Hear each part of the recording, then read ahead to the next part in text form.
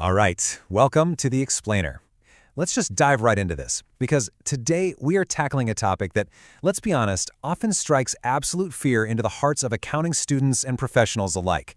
Yep, we're talking about the infamous MFRS 133 accounting standard.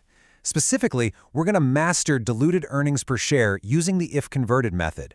Now, if you've ever found yourself staring at a total wall of numbers, just wondering how convertible debt magically morphs into shares and what that actually does to a company's bottom line, well, you are in exactly the right place.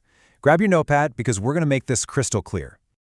Okay, really quickly, here's our roadmap. We're going to cover the diluted EPS concept, the if-converted formula, scenario 1 with no conversion, scenario 2 with actual conversion, and wrap up with some pro-exam tips. I promise, by following this step-by-step structure, we're going to take all this heavy math and turn it into something completely manageable and totally intuitive. So, Section 1, the diluted EPS concept. We've got to set the stage here. We really need to understand why basic earnings per share sometimes completely hides the true reality of a company's financial health. You see, basic EPS tells you what happened yesterday, right? But investors, they want to know what could happen tomorrow. And that brings us to the absolute star of our show, the convertible debenture. I like to think of this as a financial chameleon. At its core, it's just a debt instrument. It starts off as simple corporate debt, say 500,000 ringgit, that a company owes its lenders. But it's holding this secret power. Under the right conditions, it can transform entirely into ordinary shares. Which leads us to a pretty high-stakes question. What exactly happens to your earnings per share if this massive chunk of debt suddenly becomes shares? Think about it for a second. You're an existing shareholder. You own a piece of the pie. Suddenly, the company waves a magic wand. The debt completely disappears, but the market gets flooded with brand new shares. What happens to the value of your slice when the entire pie is suddenly cut into dozens of new pieces? That little mystery brings us perfectly into Section 2, the if-converted formula. This is essentially the accounting world's ultimate what-if machine. The entire MFRS 133 roadmap for diluted EPS really just comes down to one key idea. The if-converted method forces us to pretend, literally assume, that the conversion actually took place. But here's the catch. We only do this if assuming that conversion would reduce or dilute the overall earnings per share. So how do we actually calculate this whole what-if scenario? The golden rule breaks down into two effects. First up, the numerator effect. If we pretend the debt was converted into shares, well, that means we no longer have to pay interest on that debt, right? So our profit after tax, our PAT, actually goes up. We add back the after-tax interest we just saved. Simple enough? Then we have the denominator effect. We also have to completely bloat our denominator. We take our weighted average number of ordinary shares, WANOS, and we add in all those extraordinary shares we assume just popped into existence. All right, moving to Section 3, Scenario 1, no conversion. Let's stress test this formula with a very practical example where we assume there is absolutely no conversion during the year. The debenture is just sitting there doing nothing. Let's lay out the facts for our first little micro-narrative. Our company has a profit after tax of 900,000 ringgit. We've got 1 million ordinary shares that have just been sitting there all year. But on October 1st, 2026, we issue 500,000 ringgit in 8% convertible debentures, which can be turned into 100,000 shares. The tax rate is 25%, and crucially, nobody actually converted their debt into shares this year. Also, keep your eye closely on that date, October 1st. That means this debt was only active for exactly 3 months of the year. Now, if we look purely at the basic EPS, it's incredibly straightforward. We just take our 900,000 profit, divided by our million shares, and we get 90.0 cent. Boom. That is the actual reality of what happened. But, as we know, MFRS 133 demands we look at the potential dilution. So let's walk through the if-converted math. First, the interest saved. We take the 500,000 debenture, multiply it by the 8% interest rate. But remember what I said about the date. It was only issued on October 1st, so we have to time apportion it by multiplying by 3/12.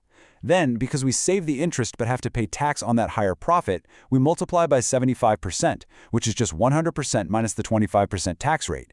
That gives us an after-tax interest savings of 7,500 ringgit. Okay, now for the shares.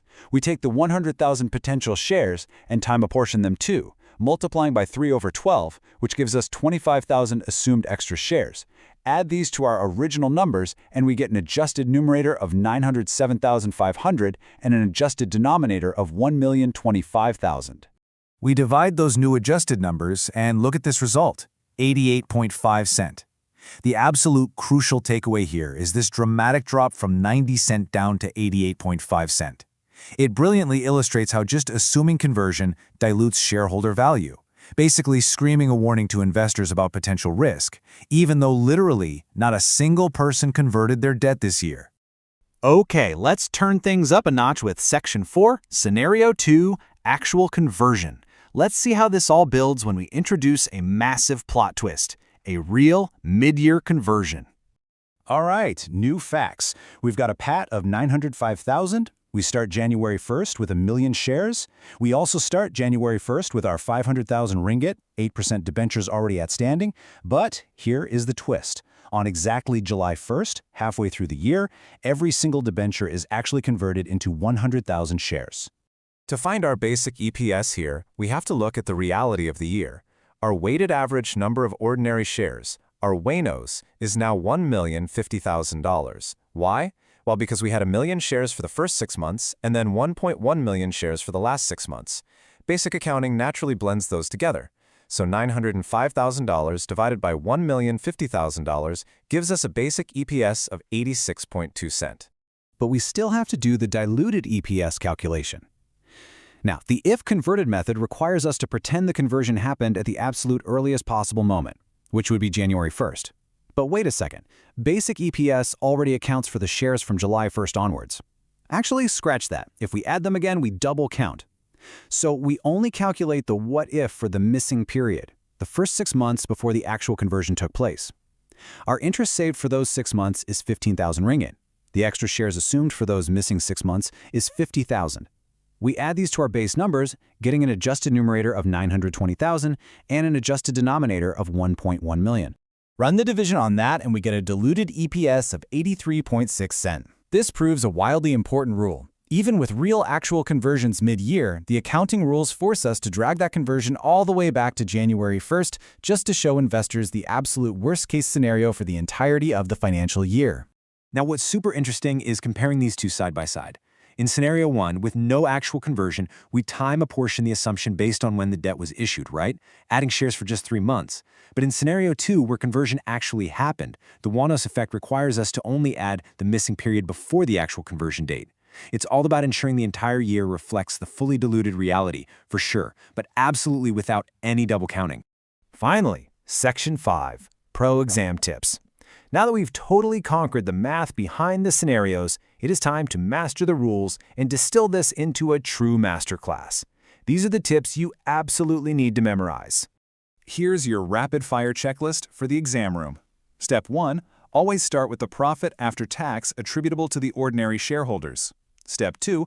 Add back the interest, net of tax, but only for the period before assumed conversion.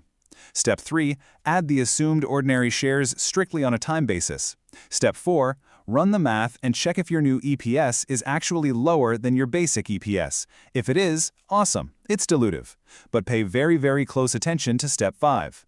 Exclude it entirely if it's anti-dilutive. This right here is the anti-dilutive trap, and let me tell you, examiners love to test this. Sometimes the interest you save is so high compared to the tiny number of new shares issued that doing the if-converted math actually increases the earnings per share. If that happens, the debenture is considered anti-dilutive. You must immediately stop, scrap the entire calculation, and completely exclude it from your diluted EPS.